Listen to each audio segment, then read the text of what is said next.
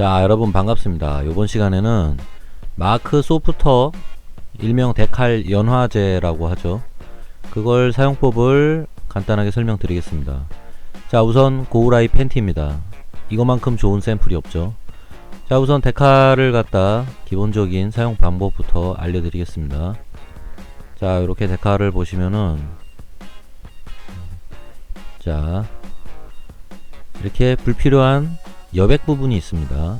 물론 가이드로 활용할 수 있지만 기본적으로 필요가 없기 때문에 최대한 깔끔하게 제거를 합니다. 이렇게 나이프로 살짝 거서 물에 적신 다음에 이 부분을 뜯어내면 됩니다. 보통은 제거를 하고 붙이는 게 가장 좋고요. 자, 이렇게 물에 완전 담그시는 분들이 있는데 좋지 않은 습관입니다. 이렇게 살짝 올리고 조금 기다렸다가 건져내신 다음에 데칼이 움직일 때 붙이시면 가장 최적의 상태라고 보시면 됩니다. 왜 그렇게 하냐면 요 표면에 데칼과 이 종이 사이에는 목공용 본드가 붙어 있습니다. 기본적으로 데칼은 그 본드의 힘으로 붙는 거기 때문에 너무 물에 오래 담가 두시면은 그 본드가 다 흘러나가 버립니다. 자, 요 정도로 놔둔 다음에 이 여백 부분을 일단 제거를 해 버리시고요. 자, 아까 본드가 중요하다는 거는 어쨌건 물이 너무 흥건하면은 본드가 약해지겠죠. 아무래도 특히 데칼이 물에 둥둥 떠다니는 사태까지 벌어질 수 있는데, 그렇게 되면은 접착력이 아예 사라졌다고 보시면 돼요. 거의 물의 힘으로 붙는 상태가 될 수 있는데 아주 안 좋은 습관입니다.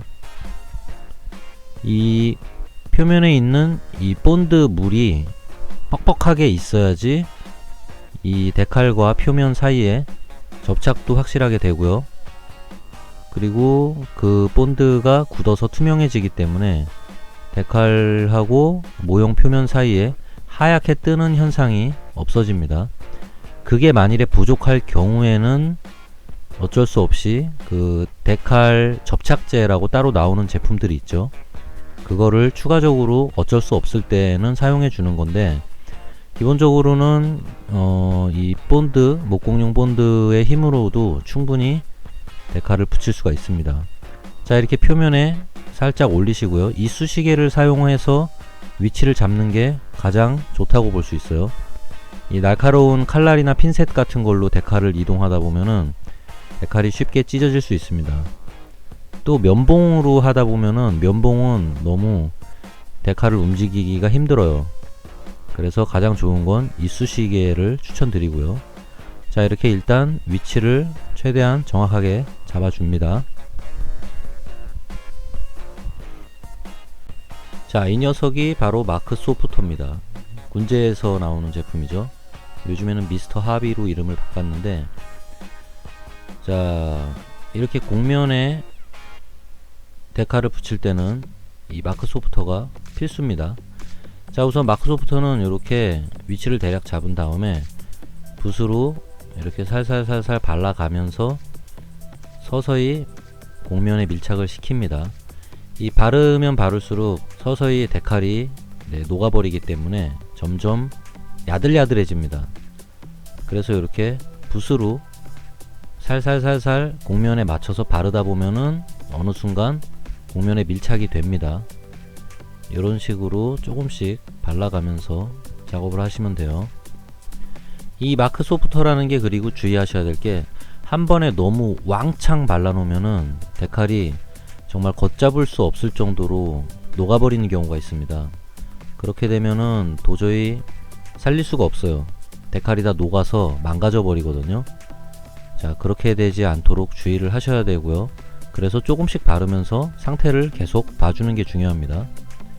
자, 어느 정도 이제 데칼이 살짝 녹아서 곡면에 좀 어느 정도 달라붙었다 싶으면 이제 물을 살짝 축인 면봉을 가지고, 마른 면봉으로 하시면 절대 안됩니다. 데칼 그대로 딸려 나옵니다. 면봉에 물을 한번 축인 다음에 살짝 짠 면봉을 가지고 살살 조심스럽게 곡면에 밀착을 시킵니다. 무리한 힘을 주거나 아니면은 잘못해서 이게 밀려버리면은 찌그러져 버리는 수가 있어요, 데칼이. 특히 이 마크 소프터를 바른 상태에서는 데칼 상태가 아주 얇고 좀 야들야들해지기 때문에 한번 밀리면은 걷잡을 수가 없는 사태가 벌어질 수도 있습니다. 그래서 항상 신중하게 조심스럽게 작업을 하는 게 중요합니다. 자, 어느 정도 위치를 잘 잡고 밀착이 됐다 싶으면 이때부터는 이제 물기를 밖으로 돌리면서 조금씩 짜내줍니다. 자, 이렇게 일단 앞부분이 완성이 됐습니다. 이 정도면은 아주 훌륭하게 작업이 됐다고 볼 수 있어요. 자, 이번에는 뒤쪽 엉덩이 쪽에 데칼을 한번 붙여보도록 하겠습니다. 사실 정말 어려운 부분은 이렇게 굴곡이 급하게 만나는 부분, 계곡이죠, 계곡. 이 엉덩이 사이에 이 계곡 부분이, 죄송합니다, 철컹철컹. 자, 이런 부분은 정말 난이도가 상당히 높다고 볼 수 있어요. 사실 데칼 연화제가 없으면은 작업이 거의 불가능한 부분이고요. 자, 요렇게 일단 위치를 최대한 잘 맞춰 주시고요. 역시 이쑤시개를 이용해서 위치를 잡는 걸 가장 추천드립니다. 자, 위치를 최대한 맞췄으면은,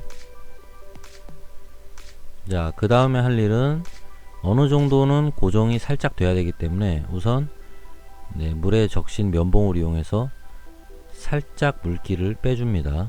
대략은 위치가 잡혀 있어야지. 너무 얘가 왔다 갔다 거리면은 마크 소프터를 바르다가도 위치가 막 돌아가 버려요.